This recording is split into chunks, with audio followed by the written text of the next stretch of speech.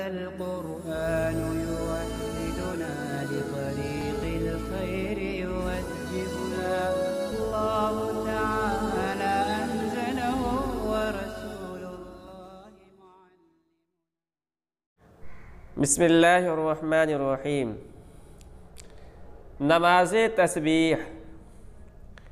تسبیح کی نماز کا بیان.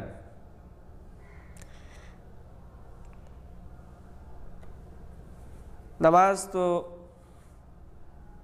یوں اللہ رب العزت کا ایک فریضہ ہے، اور اس کی برکت سے اللہ رب العزت بندوں کے گناہ کو معاف فرما دیتے ہیں. مگر جو فرض نمازیں ہیں ان کا پڑھنا تو بندے کے لیے لازم اور ضروری ہے. کسی بھی حال کے اندر یہ نمازیں معاف نہیں ہوتی. اس کے ساتھ ساتھ بندوں سے گناہوں کا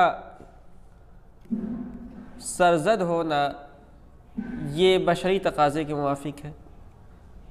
صغیرہ گناہ بھی صادر ہوتا ہے، کبیرہ گناہ بھی بندوں سے صادر ہو جاتے ہیں. تو گناہوں پر اللہ رب العزت نے توبہ اور استغفار کا حکم فرمایا ہے، اور ساتھ ہی ساتھ حضور پاک صلی اللہ علیہ وسلم نے اپنی مبارک احادیث کے اندر یہ بھی ارشاد فرمایا ہے کہ جب بندے سے گناہ کا صدور ہو جائے وَأَتْبَعِ الْحَسَنَةَ بِالسَّيِّئَةِ، گناہوں کے بعد نیکی کرنے کا اہتمام کرنا چاہیے. تو یہ تسبیح کی جو نماز ہے، اللہ رب العزت اس نماز کی برکت سے صغیرہ گناہ تو معافی فرمائیں گے، اور بندہ اگر صدق دل سے توبہ کرنے کے بعد اس نماز کو پڑھتا ہے تو اس کی برکت سے اللہ رب العزت کبیرہ گناہ کو بھی معاف فرما دیں گے. اور یہ رفع درجات کا بھی سبب بنتا ہے. یہاں صاحب کتاب نے اس کا طریقہ بیان کیا ہے. اس کے دو طریقے ہیں، یہاں ان میں سے ایک طریقہ کو بیان کیا ہے. اس کو آپ یاد کر لیں اور اسی کے موافق نماز پڑھیں. صلاۃ التسبیح برائے مغفرت جمیع ذنوب صغیرہ و کبیرہ، خطا و عمد، سر و علانیہ. کہہ رہے کہ تسبیح کی نماز یہ تمام گناہوں کی معافی کے لیے ہے، خواہ وہ گناہ صغیرہ ہو یا کبیرہ ہو، خطأً ہو یا عمداً ہو. خطأً کے مطلب غلطی سے گناہ سرزد ہو جاتا ہے، اور عمداً کا مطلب آدمی جان بوجھ کر گناہ کر رہا ہے. سر و علانیہ، خواہ وہ گناہ سرن ہو یعنی آدمی چھپ کر کمرے کے اندر کرے، یا علانیہ ہو یعنی جو لوگوں کے سامنے کرے. ان تمام گناہوں کو معاف اللہ رب العزت اس کی برکت سے معاف کر دیتے ہیں. مگر کبیرہ گناہوں کے بارے میں اصول یہ کہ اس کے لیے توبہ ضروری ہے. تو توبہ کرنے کے بعد آدمی یہ نماز پڑھے تو اللہ معاف فرما دے. کہ توبہ کے 3 رکن ہیں. سب سے پہلے آدمی گناہ کو چھوڑ دے، جو گناہ کر رہا ہے اس کو چھوڑ دے. اس کے بعد جو ہے دل کے اندر ندامت ہو، اور آئندہ نہ کرنے کا عزم مصمم کر لیے. 3 چیزیں کا نام توبہ ہے. در حدیث آمدہ حدیث شریف کے اندر آیا ہے پیغمبر خدا صلی اللہ علیہ وسلم کہ حضور پاک صلی اللہ علیہ وسلم نے عم خود اپنے چچا عباس رضی اللہ عنہ آموختہ بود، اپنے چچا عباس رضی اللہ تعالیٰ عنہ کو سکھلایا تھا. یہ نماز آپ صلی اللہ علیہ وسلم نے اپنے چچا کو سکھلایا تھا. اور اس کا طریقہ کیا بتایا تھا آپ نے؟ فرمایا کہ 4 رکعت در ہر رکعت بعد قرات 15 بار سبحان اللہ والحمدللہ ولا الہ الا اللہ واللہ اکبر. یہ 4 رکعت والی نماز ہے، اور ہر رکعت میں قرات کے بعد 15 مرتبہ سبحان اللہ اور الحمدللہ اور لا الہ الا اللہ واللہ اکبر. یہ پورا تیسرا کلمہ ہے، اس کو پڑھنا ہے. تو شروعات کب کرنی ہے؟ شروعات کرنی ہے آدمی پہلے جو ہے صلاۃ التسبیح کی نیت کر لے، کھڑا ہو جائے، ثنا پڑھے، تعوذ پڑھے، تسمیہ پڑھے، اور اس کے بعد سورہ فاتحہ کی تلاوت کرے. اس کے بعد سورت کی تلاوت کرے، اور اس کے بعد یہ تیسرا کلمہ 15 مرتبہ پڑھے. یہ ایک طریقہ یہ ہے. دوسرا طریقہ جو بڑی کتابوں کے اندر لکھا ہوا ہے اس کے موافق بھی پڑھ سکتے ہیں. اور دونوں طریقوں کے موافق پوری نماز کے اندر 300 مرتبہ تیسرے کلمے کو پڑھنا ہے. تو یہاں جو طریقہ لکھا ہے اسی کو آپ یاد کریں. تو سب سے پہلے قرات کے بعد 15 مرتبہ ہم پڑھ لیں گے کیا؟ تیسرا کلمہ. بعد قرات 5 بار سبحان اللہ والحمدللہ ولا الہ الا اللہ واللہ اکبر خوان، کہہ رہے کہ قرات کے بعد 15 مرتبہ سبحان اللہ والحمدللہ ولا الہ الا اللہ واللہ اکبر پڑھے۔ در رکوع 10 بار، اس کے بعد شروع کے اندر تو قرات کے بعد 15 مرتبہ پڑھنا ہے، اس کے بعد رکوع میں 10 مرتبہ پڑھنا ہے، ودر قومہ 10 بار اور قومہ کے اندر 10 مرتبہ پڑھنا ہے، ودر سجدہ 10 بار اور سجدہ کے اندر 10 مرتبہ پڑھنا ہے، ودر جلسہ 10 بار اور جلسہ یعنی دونوں سجدوں کے درمیان جو بیٹھتے ہیں نا اس کو جلسہ کہتے ہیں اور قومہ کہتے ہیں۔ رکوع کے بعد جب کھڑے ہوتے ہیں سجدہ میں جانے سے پہلے تھوڑی دیر اسے قومہ کہتے ہیں، تو اس میں 10 بار پڑھے۔ ودر سجدہ دوم 10 بار اور دوسرے سجدے میں 10 بار، و بعد سجدہ دوم نشستہ 10 بار اور دوسرے سجدے کے بعد بیٹھ کر 10 مرتبہ پڑھے۔ کہہ رہے ہیں کہ اگر اس ترتیب سے آپ پڑھیں گے پس در ہر رکعت ہفتاد و 5 بار، کہہ رہے ہیں کہ اس ترتیب سے اگر پڑھیں گے تو ہر رکعت میں 75 مرتبہ یہ تیسرا کلمہ پڑھی جائے گی۔ ودر 4 رکعت 66 اور 4 رکعتوں کے اندر 66 بار بخانہ 300 مرتبہ پڑھی جائے گی۔ جیسے بات 1 رکعت میں 75 تو 2 رکعت میں 150، 3 رکعت میں ہو جائے گا 225 اور 4 رکعت میں 300 مکمل ہو جائیں گے۔ یہ تو نماز کا طریقہ ہو گیا۔ اب ہمیں کیا اس نماز کو روزانہ پڑھنا ہے، ہفتے میں پڑھنا ہے؟ کہہ کہ جو ہے جیسے آدمی کو گنجائش ہو اس کا اہتمام کرے۔ آپ صلی اللہ علیہ وسلم نے اپنے چچا سے یہی الفاظ فرمائے تھے کہ اگر مقدور داشتہ باشد ای نماز ہر روز خواندہ باشد، اگر جو ہے آدمی کے مقدور میں ہو تو اس نماز کو روزانہ پڑھے، وگرنہ در ہفتہ 1 بار، اور اگر مقدور میں نہ ہو تو ہفتہ میں 1 مرتبہ پڑھے، وَإِلَّا در ماہ 1 بار، ورنہ مہینہ میں تو کم سے کم 1 مرتبہ پڑھے، وَإِلَّا در سال 1 بار، ورنہ سال میں 1 بار، وَإِلَّا در تمام عمر 1 بار، ورنہ تمام عمر میں 1 مرتبہ پڑھ لے، کم سے کم اتنا تو کر لے۔ و بہتر است کے در 4 رکعت از مسبحات 4 سورت خوان، اور بہتر یہ ہے کہ 4 رکعت میں چاروں مسبحات سورت پڑھے۔ اب مسبحات کن صورتوں کو کہا جاتا ہے اس کو بتا رہے ہیں کہ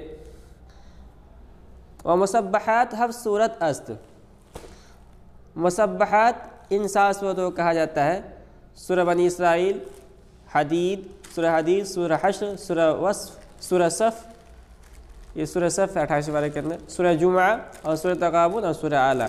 تو بہتر یہ ہے کہ ان 4 رکعات میں ان 7 میں سے 4 کوئی بھی 4 صورت پڑھ لے۔ یہ بات یہاں پوری ہو گئی۔ اس کے بعد ہے نماز کسوف کی نماز۔ کسوف کے معنی آتے ہیں سورج گرہن کی۔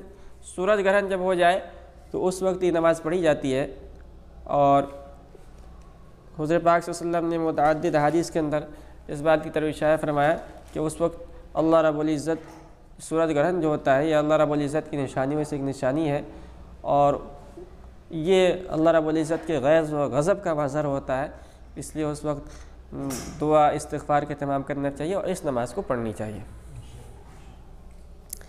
چوں آفتاب کسوف کند، جب سورج گرہن ہو جائے، سنت اس کے، سنت یہ ہے کہ امام جمعہ 2 رکعت نماز گزارد، کہ جو مسجد کا امام ہو وہ 2 رکعت نماز پڑھائے۔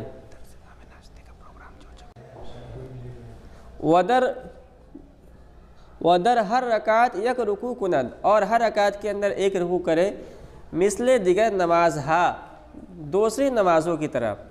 وقرات بسیار دراز خوان، مگر قرات یہ خوب زیادہ لمبی کرے، لمبی قراتیں کرنی چاہیے، اور حدیث سے معلوم ہوتا ہے کہ رکوع سجدہ بھی لمبی کرنی چاہیے۔ وہ آہستہ، مگر یہ قرات جو ہے آہستہ پڑھی جائے گی، دوست نہیں۔ ونزد صاحبین جہر بقرات کنند، کہہ رہے کہ صاحبین کے نزدیک قرات جہری ہوگی اور امام ابو حنیفہ رحمۃ اللہ علیہ کے نزدیک سری ہوگی۔ وبعد نماز بذکر مشغول باشد، اور نماز کے بعد ذکر مشغول ہو تاکہ آفتاب روشن شود، یہاں تک کہ سورج روشن ہو جائے، یعنی سورج گرہن ختم ہو جائے۔ وہ اگر جماعت نہ باشد تنہا خانت، کہہ رہے کہ اگر تنہا ہے تو کیا کرے، کہ تنہا پڑھ لے۔ وہ اگر جماعت نہ باشد، اور اگر لوگ نہ ہوں، تنہا خانت تو تنہا پڑھ لے، 2 گانا یا 4 گانا، چاہے 2 رکعت پڑھ لے یا 4 رکعت پڑھ لے۔ کہہ رہے کہ ہم چون اسی طرح در خسوف چاند گرہن کے اندر بھی اسی طرح جس طرح یہ سورج گرہن کے اندر نماز پڑھی جائے گی، چاند گرہن کے اندر بھی اسی طرح نماز پڑھنی چاہیے۔ در خسوف ما، چاند گرہن کے اندر، و ظلمت، اور تاریکی کے اندر، و شدت بعد، اور سخت ہوا کے وقت، و زلزلہ، اور زلزلے کے وقت، و مانندہ، اور اس جیسی مصیبتوں کے وقت بھی اس طرح کی نماز پڑھنے کا اہتمام کرنا چاہیے۔ ظلمت کا مطلب تاریکی، یعنی اچانک سے اندھیرا چھا جائے۔ کبھی کبھی ہوتا ہے کہ دن کے اندر ہی اچانک سے تیز آندھی طوفان کی وجہ سے یا کسی اور وجہ سے اندھیرا چھا جاتا ہے، تیز ہوائیں چلنے لگتی ہے، طوفان آ جاتا ہے، زلزلہ آ جاتا ہے، تو اس سے نماز پڑھنے کا اہتمام کرنا چاہیے۔ اس کے بعد ہے طلب باراں، استسقاء کی نماز۔ تو کبھی کبھی ایسا ہوتا ہے کہ اللہ رب العزت کی غیظ و غضب کی وجہ سے یا آزمائش کی وجہ سے، بندوں کی بدعمالی کی وجہ سے بارش نہیں برستی ہے اور باران رحمت کا نزول نہیں ہوتا ہے، جس کی وجہ سے انسان تو پریشان ہوتا ہے، یہ چرند پرند جانور سب پریشان ہو جاتے ہیں، فصلیں خشک ہو جاتی ہیں اور قحط کا سماں ہو جاتا ہے۔ تو اس موقع پر بہتر ہے، مستحب ہے کہ اس نماز کے پڑھنے کا اہتمام کرنا چاہیے۔ یہ عربی زبان کا لفظ ہے استسقاء، اس کے معنی آتے ہیں، باب استفعال سے ہے پانی طلب کرنا۔ کہہ رہے برائے استسقاء گاہ رسول اللہ صلی اللہ علیہ وسلم فقط دعا فرمودہ، کہہ رہے استسقاء کے لیے یعنی اللہ رب العزت سے نزول باراں کے لیے حضور پاک صلی اللہ علیہ وسلم کبھی صرف دعا فرماتے تھے، نماز نہیں پڑھتے جیسے دعا فرما دیتے تھے۔ وگاہ در خطبہ جمعہ دعا کردہ، اور کبھی خطبہ جمعہ کے اندر دعا فرماتے تھے۔ وعمر رضی اللہ تعالیٰ عنہ برائے استسقاء برآمد، اور حضرت عمر رضی اللہ تعالیٰ کا عمل یہ تھا کہ استسقاء کے لیے وہ باہر نکلے، وہ استغفار نمود، اور استغفار فرمایا، اور بس یہی عمل کیا انہوں نے، استغفار، بس استغفار کیا۔ ولہذا نزد امام اعظم در استسقاء نماز سنت مؤکدہ نیست، اسی لیے امام اعظم ابو حنیفہ رحمۃ اللہ علیہ کے مسئلہ کیا ہے، امام اعظم ابو حنیفہ رحمۃ اللہ علیہ کے نزدیک استسقاء کی نماز سنت مؤکدہ نہیں ہے، بلکہ گفتہ کہ استسقاء دعا و استغفار ہے، بلکہ امام اعظم رحمۃ اللہ علیہ کا مسئلہ یہ ہے کہ استسقاء یہ دعا و استغفار کا نام ہے، الگ سے کوئی نماز نہیں ہے۔ وگر نماز گزارن تنہا جائز ہے، لیکن کوئی اگر نماز پڑھنا ہی چاہے تو امام ابو حنیفہ رحمۃ اللہ علیہ کہتے ہیں کہ انفرادی طور پہ پڑھیں، لیکن صاحب کتاب کہتے ہیں قاضی ثناء اللہ پانی پت رحمۃ اللہ علیہ، لیکن از نبی صلی اللہ علیہ وسلم بروایت صحیح در استسقاء نماز و جماعت ثابت شدہ، لیکن حضور پاک صلی اللہ علیہ وسلم سے صحیح روایت کے اندر استسقاء کی نماز جماعت کے ساتھ ثابت ہے۔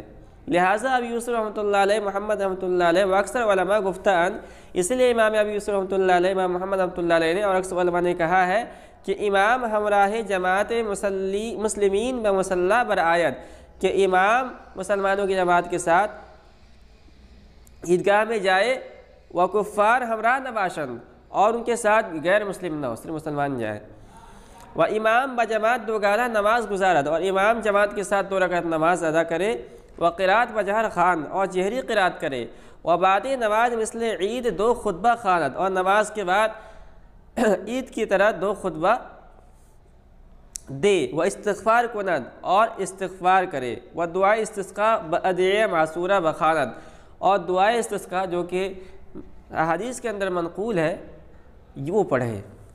تو یہ امام ابی یوسف اور امام محمد اللہ علیہ اور اکثر علماء کا قول یہ ہے کہ اس طرح جو ہے جماعت کے ساتھ نماز پڑھی جائے گی، خطبہ دیا جائے گا، اور اس کے بعد دعا اور استغفار کیا جائے گا، اور دعا کے اندر یہ مندرجہ ذیل دعا پڑھی جائے گی۔ اور امام اعظم کا مسئلہ یہ ہے کہ استسقاء جو ہے انفرادی طور پر پڑھی جائے گی۔ بہرکیف ہمارے زمانے کے اندر اجتماعی دعا کا رواج ہے۔ دعا استسقاء کیا ہے؟ اللہم اسقنا غیثا مغیثا مریعا نافعا غیر ضار عاجلا غیر آجل رائت ممرعا نباتی، اللہم اسقی عبادک و بہائمک و انزل رحمتک و احی بلک المیت و نحو ذالک۔ کہہ رہے کوئی امام چادر خود گردانت نہ قوم، امام جو ہے اپنے چادر کو الٹا کر دے، جو چادر کو الٹا اس کو الٹا کر دے، لیکن لوگ نہ کریں۔ اور اس میں یہ نیک فعلی اسلام کے اندر ہے نا، تو اس میں نیک فعلی کی طرف اشارہ ہے کہ یا اللہ جس طرح ہم چادر الٹا کر رہے ہیں تو ہمارے حال کو بھی الٹا کر دے، جو بارش نہیں برس رہی ہے تو بارش برسا دے۔